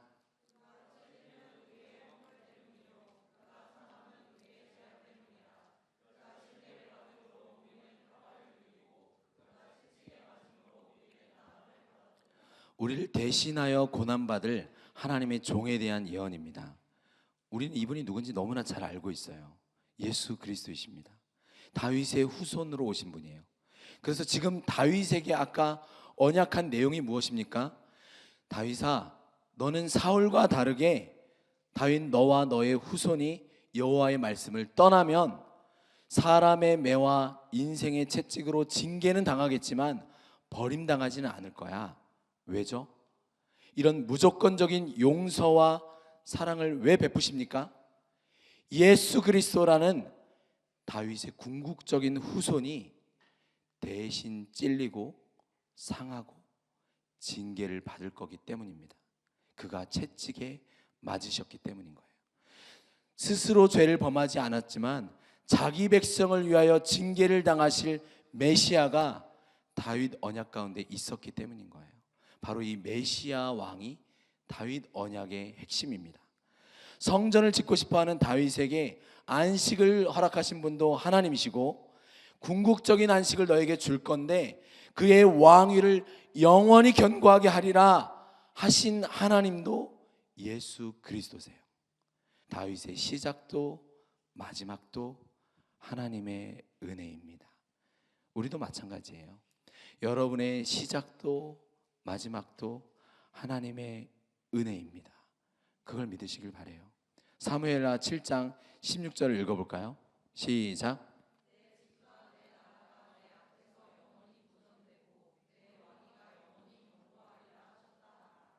그런데 이 본문과 병행되는 우리 이번 수련회의 메인 성경 구절이 있습니다.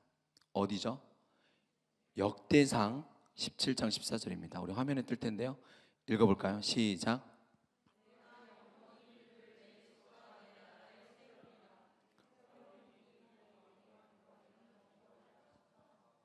이거 오타네요. 제가 오타예요. 여러분 사무엘하 7장과 역대상 17장은 내용이 거의 똑같아요. 한번 이 마지막 구절들을 한 화면에 두 개를 비교해 볼까요? 오타는 여러분들 그냥 놔두고 한번 숨은 그림 찾기예요. 자, 여러분 어떤 게 다를 것 같아요? 사무엘하 7장에서는 너의 집과 너의 나라입니다. 근데 역대상 17장에서는 내 집과 내 나라라고 합니다. 왜 이런 차이가 날까요? 이것도 오타네. 그런 걸까요? 히브리 원어가 달라요. 다윗에게 약속된 다윗의 후손이기 때문에 너의 후손으로 세우는 너의 집, 너의 나라가 영원하다라는 말씀은 옳습니다. 그런데 이 다윗의 후손은 또 누구시죠? 예수 그리스도이십니다. 그분은 다윗의 후손일 뿐 아니라 다윗의 주가 되시는 하나님이십니다. 그래서 하나님이 나의 집과 나의 나라를 세우시는 것도 옳습니다. 비밀이 풀렸나요? 사실 어제부터 우리가 살펴본 이스라엘이 왕을 구했을 때 하나님이 아닌 인간 왕을 구한 너희의 죄악이 크다 라면서 하나님이 우레로 진노를 내리셨잖아요. 기억날 겁니다. 인간이 요구한 왕 사울은 실패했고 하나님의 마음으로 선택한 왕 다윗은 성공했습니다. 그런데 사실 다윗이나 솔로몬도 엄청난 죄를 범했어요. 도찐, 개찐 이런 똑같습니다. 그렇지만 그들이 죄를 범했을 때는 인생 막대기와 채찍으로 징계하시는 이유는 그들이 바로 영원한 왕으로 오실 예수 그리스도가 베풀 영원한 은혜 아래 있기 때문입니다. 오로지 하나님만이 이스라엘의 진정한 왕이 되실 수 있는데도 이스라엘에게 인간 왕을 허락하신 이유는 무엇일까요? 가장 큰 이유는 유일한 왕이신 하나님께서 인간으로 오실 구원의 비밀을 마침내 때가 되면 나타내실 것이기 때문입니다. 하나님은 하나님이 아닌 다른 왕을 구한 백성들의 죄를 그냥 단순히 눈 감아 주실 수는 없었어요. 그러나 죄로 인해 깨어진 관계로 비참하게 놓여져 있는 백성들을 구원하길 원하시는 하나님의 이 놀라운 사랑은 심판보다 더 크신 겁니다. 거룩하신 하나님이기 때문에 죄는 다루어져야 하지만 그리고 죄인은 처벌받아야 해요. 하지만 하나님이 죄인인 백성들을 사랑하시고 통치하기 위해서는 그 백성을 위해 죽을 수 있는 인간 왕이 필요했습니다. 우리에게 은혜를 베풀어 하나님의 이름이 높임받기 위해서 다윗의 후손 즉 사람으로 하나님이 오셨습니다. 로마서 1장 2절 3절 읽어볼까요? 시작. 안 떴나요? 네. 없어요? 제가 읽을게요. 제가 안 드린 거예요. 이 복음은 하나님이 선지자들을 통하여 그의 아들에 관하여 성경에 미리 약속하신 것이라. 그의 아들에 관하여 말하면 육신으로는 다윗의 혈통에서 나셨고 이 다윗의 후손으로 오신 하나님만이 우리 왕이십니다. 그래서 다윗 언약의 이 본문 가운데 핵심은 내 집과 내 나라입니다. 이것은 다윗의 일평생의 고백과도 일치해요. 주의 집과 주의 나라입니다. 하나님께서 세우실 하나님의 나라는 사람이 세우는 나라가 아니고 하나님이 세우시고 하나님이 통치하시는 하나님의 나라입니다. 소유권이 하나님에게 있음을 명백히 나타내 주는 거예요. 이런 놀라운 계시가 다윗에게 임했을 때 다윗은 이 말씀이 나의 나라가 아니라 영원한 주의 나라 메시아 왕국으로 그가 이해했을까요? 물론입니다. 내일 살펴보겠지만 다윗은 성령에 감동되어서 자신의 후손으로 오실 분이 하나님이신 것을 고백했어요. 그래서 다윗이 메시아에 대한 생각은 우리가 보통 사람이 생각하는 것과 다릅니다. 그 이상인 거죠. 다윗은 자기에게 약속된 나라가 일개 인간 왕에게 속한 정도가 아니라 영원한 하나님 나라인 것을 깨닫게 돼요. 그가 그렇게 인식할 수 있었던 첫 스텝이 무엇이었냐면 먼저 자기 자신의 철저한 실패와 세상 나라의 한계를 깨닫고 나서였어요. 여러분, 다윗의 인생을 돌아보면 3번 크게 통곡하는 장면이 나옵니다. 여러분, 남자는 태어나서 3번만 운다라고 하죠. 자신이 태어났을 때, 부모님이 돌아가셨을 때, 나라가 망했을 때처럼 아주 결정적인 순간에 운다라고 하는데 저는 오늘 아침에도 울었고 어제도 울었으니까 남자가 아닌가 봐요.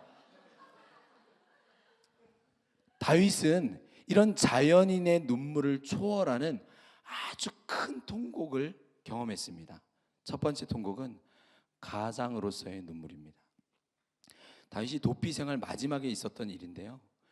더 이상 유다 땅에서는 사울을 피해 다닐 수 없으니까 다윗이 어디로 도망을 쳤는지 알아요? 이스라엘의 적군이었던 블레셋으로 망명을 갑니다. 자기가 그 골리앗 때려잡아 죽였던 그 나라로 다윗이 망명을 가게 돼요. 아니, 어떻게 다윗이 그럴 수 있었을까요? 이렇게 생각도 되지만 다윗이 얼마나 생명의 위협이 컸으면, 얼마나 마음이 힘들었으면 그랬을까요? 그가 블레셋 왕 아기스에게 신뢰를 얻습니다. 그리고 시글락이라는 땅에서 1년 4개월을 머물게 돼요. 그런데 그때 블레셋이 여러 부족 국가랑 연합을 해서 전쟁을 일으키는데 하필이면 어느 나라랑 전쟁을 하게 됐을까요? 이스라엘인 거예요. 무슨 날벼락입니까? 다윗은 훗날 이스라엘의 왕이 될 사람이잖아요. 블레셋 편이 되어서 아까 베냐민 지파 정도도 아니고 이스라엘 12지파를 다 쳐 죽였다고 생각해봐요. 다윗이. 나중에 정말 큰 분란이 일어날 수 있습니다. 그런데 하나님의 놀라운 섭리로 오히려 블레셋 왕의 신하들이 만류해요. 얘가 나중에 돌변해서 우리 공격하면 어떡합니까? 얘 데리고 가지 않는 게 좋겠습니다 라고 해서 다윗이 시글락에 자신이 거주했던 시글락으로 돌아갑니다. 그런데 그 사이에 무슨 일이 있었냐면 이스라엘의 철천지 원수였던 아말렉이 시글락을 쳐들어옵니다. 그때 다윗의 모든 것을 약탈해가요. 다윗의 소유, 재산, 다윗의 아들들, 딸들, 부모님, 자신들의 백성들을 모두를 약탈해가 버립니다. 사실 다윗은 도망자 생활을 시작할 때조차 사무엘상 2장을 보면요, 부모님을 데리고 다녔던 찐 효자예요. 모압을 갈 때도 함께 모시고 갑니다. 그러나 그때 선지자 갓이라는 선지자가 있어요. 다윗에게 나타나서는 다윗이 좋은 말을 해줘야 되는데 선지자가 굉장히 힘든 말을 해줘요. 뭐라고 하냐면, 다윗아, 너는 여기 있지 말고, 지금 모압이거든요. 모압에 있는데 너 여기 있지 말고 다시 유다 땅으로 돌아가라, 이런 말을 합니다. 마치 여러분 한번 상상해봐요. 여러분이 핵주먹 타이슨과 복싱을 해야 돼요. 여러분 보고 타이슨과 복싱해야 되는데 도망가도 된다고 이야기해요. 도망가? 그럼 뭐 바로 카카오 택시 불러야죠. 바로 뭐 어디 모르는 곳으로 도망가지 않겠어요? 근데 뭐라고 하냐면 심판이 도망가도 돼. 근데 링 위에서만 도망가. 얼마나 끔찍하겠어요. 지금 선지자 가시하는 말이 그거예요. 너 모압에 있으면 안 돼. 도망 다녀. 유다 땅에서. 사울의 눈을 피해서 유다 땅에서만 10년을 도망 다닌 게 그게 어떻게 살아가겠어요? 완전 죽음이죠. 다윗 왕조가 세워지기 이 10년의 세월이 그러나 다윗에게는 필요했습니다. 왜냐하면 이 세월들을 보면서 온 이스라엘의 사람들이 다윗이 누군지를 알게 되었어요. 다윗에게는 정말 야욕이 없구나. 그가 그의 왕조를 세우는 게 아니라 그는 오히려 사울의 충성스러운 부하이네. 사울을 죽일 기회가 2번이나 있었음에도 그는 죽이지 않았대. 사울이 못된 놈이네, 이런 거예요. 그렇게 버티고 버티다가 결국 마지막에 블레셋의 정치적 망명을 했던 거거든요. 그런데 그때 결국 자기 손으로 가족을 못 지킨 것에 눈물이 터진 겁니다. 다윗은 사실 자존심이 되게 센 사람이에요. 어린 목동일 때부터 목자로서의 자존심이 있었어요. 목자 시절엔 새끼 양 한 마리를 누가 가져가면 뭐 그가 곰이든 사자든 잡고 막 쥐어터지고 막 싸웠던 사람입니다. 지금 아둘람 공동체 600명과 그들의 식솔이라면 적어도 4인 가족이라고 해도 2,000명이 약탈되어 간 거예요. 그 사람들의 운명을 자기가 맡았었습니다. 목숨 걸고 그들과 함께 도망 다니면서 그들을 목양했어요. 그러나 하나님은 그의 자존심이 짓밟히게 두셨습니다. 내가 맡겨진 내 가족, 나의 양무리를 위해서 내가 목숨을 걸었다라고 했지만 한순간에 아말렉에게 빼앗겨 버렸어요. 비참한 상황입니다. 내 힘으로는 하나님의 백성을 다스릴 수가 없구나, 이걸 배운 겁니다. 그러니까 하나님만이 이스라엘의 참 목자이십니다. 나는 맡겨진 사명에 묵묵히 따라갈 뿐입니다, 이거예요. 내 힘으로는 내 자녀, 내 배우자, 내 식솔들, 내 재산 못 지켰어요. 나중에 이스라엘의 왕이 되어서 어떻게 자신이 이스라엘 전체를 지킬 수 있다라고 생각하겠습니까? 그럼 누가 하신다는 거죠? 하나님께서 하신다라는 겁니다. 그걸 배운 거예요. 다시 2번째 통곡은 죄인의 눈물입니다. 시편 6편 6절을 읽어볼게요. 시작.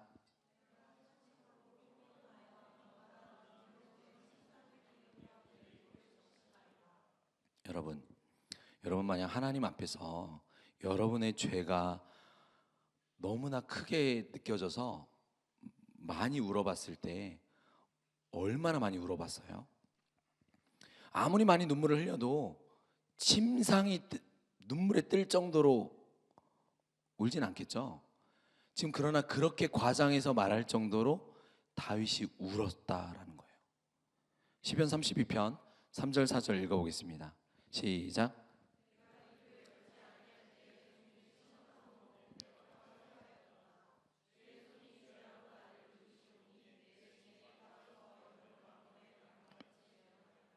다윗은 이렇게 실존적인 고백을 또 합니다. 울 기력이 없다라는 건 일맥상통해요. 이 시편의 배경이 뭐냐면 아마도 압살롬의 반란 사건이거나 밧세바 사건이었을 것이다 라고 말합니다. 그런데 여러분, 압살롬 사건의 단초를 제공하는 사건 역시 밧세바 사건이었어요. 그런데 이 회개의 내용이 보면 범상치 않습니다. 51편 3절 5절, 10절 우리 한번 같이 읽어볼게요. 시작.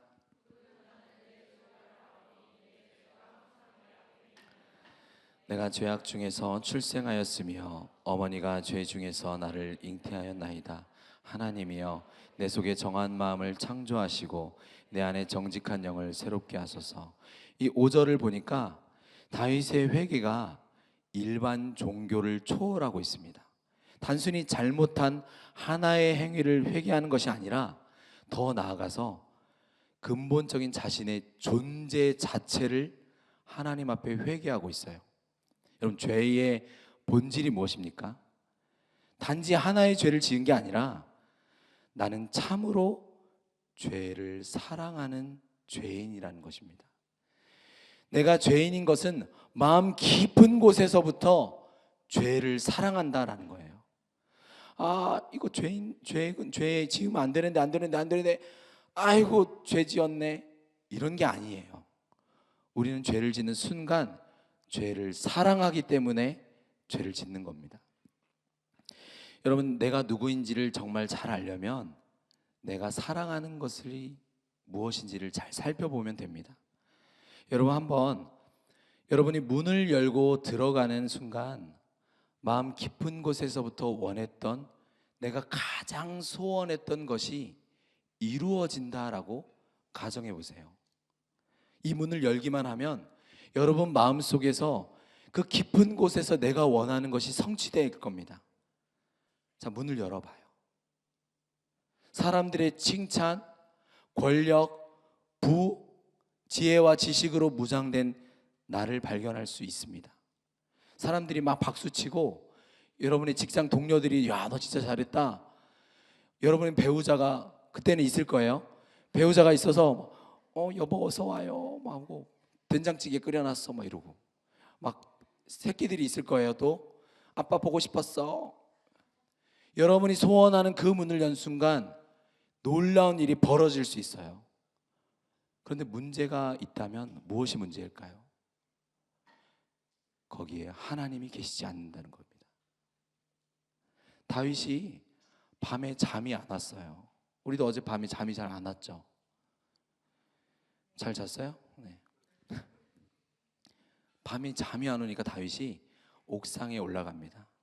그곳에는 하나님은 안 계시고 심히 아름다운 여인이 목욕을 하고 있었어요. 다윗이 인식하지도 못한 사이에 자기 욕망의 문을 열었습니다. 이미 다윗에게는 수많은 아내와 첩들이 있었습니다. 그래서 나중에 나단 선지자가 다윗을 책망할 때 하는 말을 들어보면은 하나님이 뭐라고 이야기하냐면, 하나님의 말씀입니다. 나는 네가 원하는 것이 있었다면 무엇이든지 얼마든지 주었을 것이다, 이렇게 말을 합니다. 그래서 다윗의 죄는 단순한 그의 정욕의 문제가 아닙니다. 그 이상의 것이에요. 무엇일까요? 다윗 스스로가 무엇을 생각한 거냐면 내가 이 나라의 왕이다라는 겁니다. 설마 밧세바가 지금 다른 남자의 아내일지라도 나는 왕이다, 내가 마음대로 취할 수 있다는 거예요. 사실 그 시대의 실정법으로는 전혀 문제가 되지 않습니다. 얼마든지 사람도 속일 수 있어서 전장에 있던 우리아를 불러내어서 아내와 동침시키고 밧세바가 임신한 걸 속이려고까지 했었어요. 결국 요압을 통해서 전쟁터에 나가 죽게 만들었습니다. 사람도 속이고 하나님도 속이려고 한 그 지혜, 그 문에는 하나님이 계시지 않았습니다. 다윗은 깊은 자신의 속마음의 문을 열고 그곳에 하나님이 계시지 않구나라는 것을 깨달았을 때 회개가 터져 나왔어요. 사랑하는 청년 여러분, 하나님은 우리를 창조하셔서 그리스도의 신부로 삼으셨습니다. 그런데 하나님을 사랑하는데 일반적인 사랑이 아니라 먼저 신랑이신 그리스도께서 자신을 여러분에게 주신 사랑입니다. 그래서 우리에게 그런 사랑을 요구하는 게 마땅한 거예요. 죄의 본질이 무엇이냐면 나의 마음에 하나님을 두기를 싫어하는 것입니다. 그래서 회개는 무엇이냐면 내가 무엇을 사랑하는지 나의 참 모습을 발견하고 나의 가면을 벗고 하나님께 통곡하는 겁니다. 필립 얀시라는 작가가 쓴 책 제목이 있어요. 내 안에 하나님이 없다라는 책입니다. 하나님, 내 안에는 하나님을 사랑하는 마음이 없기 때문에 다윗의 고백을 하는 겁니다. 하나님은 창조주이시기 때문에 내 속에 깨끗한 마음을 창조하시고 정직한 영을 새롭게 하소서. 하나님을 사랑하고 이웃을 사랑하는 그 사랑의 회복이 회개의 본질인 겁니다. 그런데 내 스스로 그런 자아를 만들어낼 수가 없어요. 그러니까 하나님 창조해 주세요 라고 말하는 겁니다. 그래서 다윗은 오직 기독교에만 있는 회개, 죄가 무엇인지 용서가 무엇인지를 통곡하면서 깨달은 겁니다. 마지막 통곡을 살펴보고 오늘 설교가 끝납니다. 왕의 눈물이에요. 사무엘하 18장 33절을 읽어보겠습니다. 시작.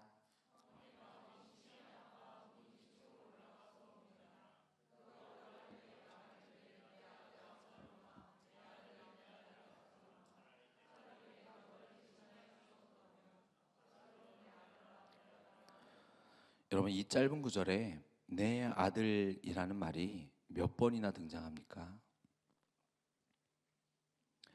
맞아요. 5번 등장합니다. 압살롬이라는 그의 이름은 3번이나 나옵니다.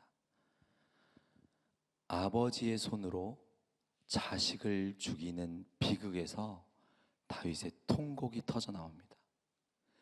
내 손으로 내 자식을 죽였다면 아무리 부와 명예가 있다 하더라도 이것보다 끔찍한 비극은 없을 겁니다. 세상에서 가장 큰 비극을 다윗은 경험했어요. 만약 다윗의 생애에서 이러한 통곡을 본다면 이런 비극만큼은 여러분 경험하기를 원치 않을 겁니다. 다윗은 인생 막장을 경험한 사람이에요. 사실 이러한 비극을 막기 위해서 다윗은 그의 인생 내내 고군분투했는지를 우리가 그 노력을 보면 눈물이 날 정도입니다. 사실 이 비극의 처음 시작이 아까 시편 말씀의 배경이 되었던 밧세바와의 범죄가 있었습니다. 그때 하나님께서 다윗을 저주하셨어요. 사무엘하 12장 10절을 읽어보겠습니다. 시작.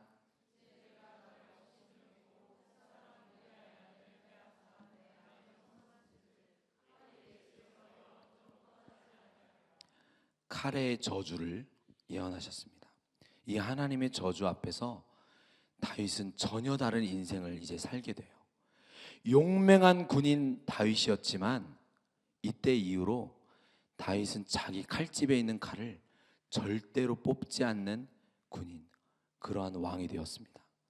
여러분, 다윗의 아내들과 자녀들의 목록을 한번 보면요, 첫 번째 부인인 사울의 딸 미갈, 하나님께서 자녀를 주지 않으셨습니다. 아마 자녀가 있었다면 사울 왕가를 되찾으려는 시도를 벌였을 수 있습니다.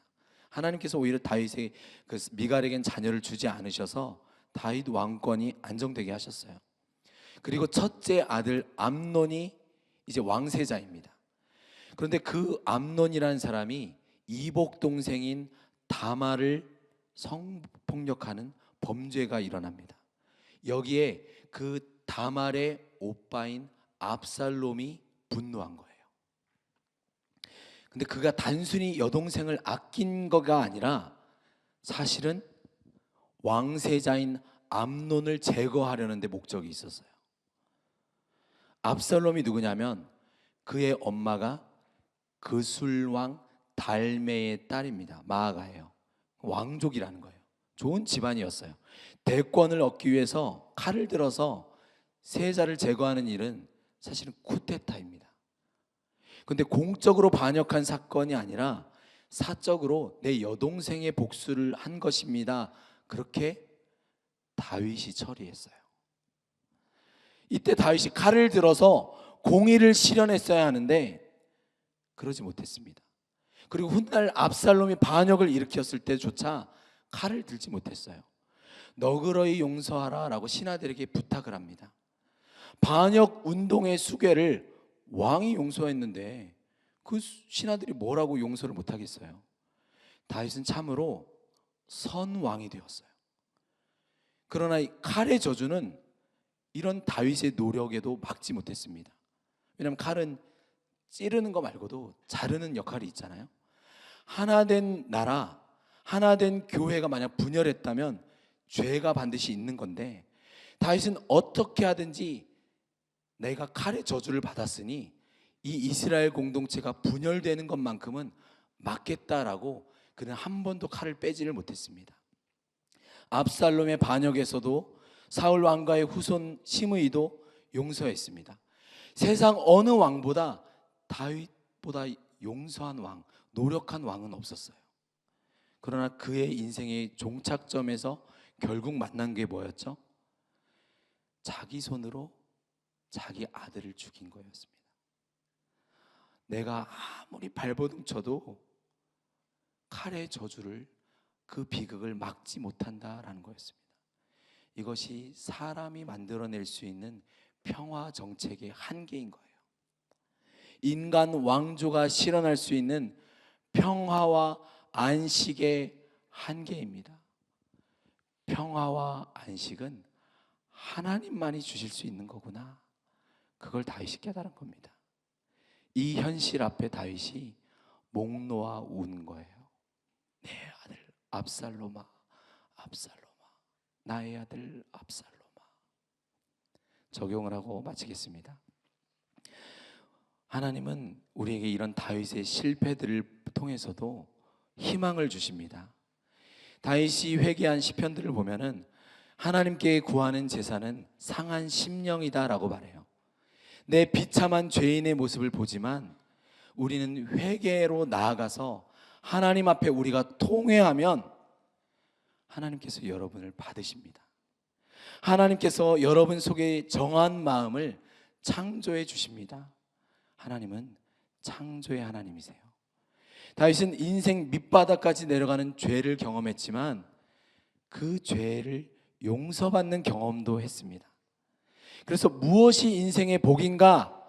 다윗이 시편에서 어떻게 고백하냐면, 여러분이 생각할 때 무엇이 다윗 인생의 가장 큰 복인 것 같아요? 그가 왕이 된 것, 그가 여러 아내를 얻은 것, 돈을 얻은 것? 아닙니다. 다윗이 시편에서 뭐라고 고백하냐면, 하나님 앞에 죄를 용서받고 경건하게 살지 않은 나를 의롭다 여겨주는 것이 지상 최고의 복이다라고 말합니다. 그런데 그 복을 저와 여러분이 받았어요. 여러분 복을 받기 원하십니까? 이미 받으셨어요. 그리고 그 삶을 우리는 누리게 하셨습니다. 다윗은 3번의 통곡을 통해서 내 안에는 지혜가 없고 능력이 없다라는 걸 알았습니다. 그래서 이제 눈을 들어서 하나님만을 바라보았습니다. 다윗이 자신의 생애를 마무리할 때 이렇게 고백합니다. 마지막 구절인데요, 시편 31편 10절을 큰 목소리로 한번 읽어보겠습니다. 시작.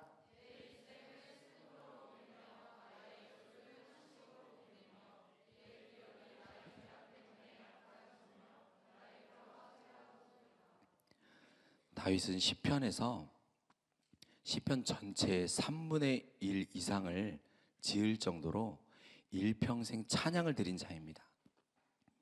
하지만 찬양하는 다윗에게는 눈물이 공존했어요. 자신의 뼛속에 자리 잡힌 죄를 보았습니다. 그때마다 흘릴 수밖에 없는 눈물, 무능한 가장, 목좌의 좌절, 아무리 내가 선하게 살아도 이 땅에 내가 끌고 올 수 없는 그 평안, 나는 그것을 가져올 수 없다라는 눈물을 흘렸습니다. 그리고 이 눈물은 하나님을 찬양하는 대로 이어졌습니다. 사랑하는 청년 여러분, 하나님께서 다윗에게 약속하셨어요. 내 집과 내 나라다. 이것은 너의 노력과 지혜, 능력에 달려있지 않다라는 겁니다. 내가 내 삶을 홀로 애쓰고 끌고 가려고 눈물을 흘렸던 분이 혹시 있습니까? 수고 많았어요. 너무 고생했습니다. 여러분은 그 누구보다 최선을 다해서 하루를 살아갔고 너무나 큰 수고를 해왔어요. 그 삶을 하나님도 아시고 하나님이 여러분과 동행하셨습니다. 하나님이 여러분 앞에 계시다면 아마 여러분의 어깨를 토닥토닥 해줄 겁니다. 그러나 사랑하는 청년 여러분, 이제 여러분의 집, 여러분의 가정, 여러분의 직장, 여러분의 배우자, 여러분의 진로, 여러분의 공동체, 교회 모두 하나님의 것임을 고백하십시오. 하나님께 맡기세요.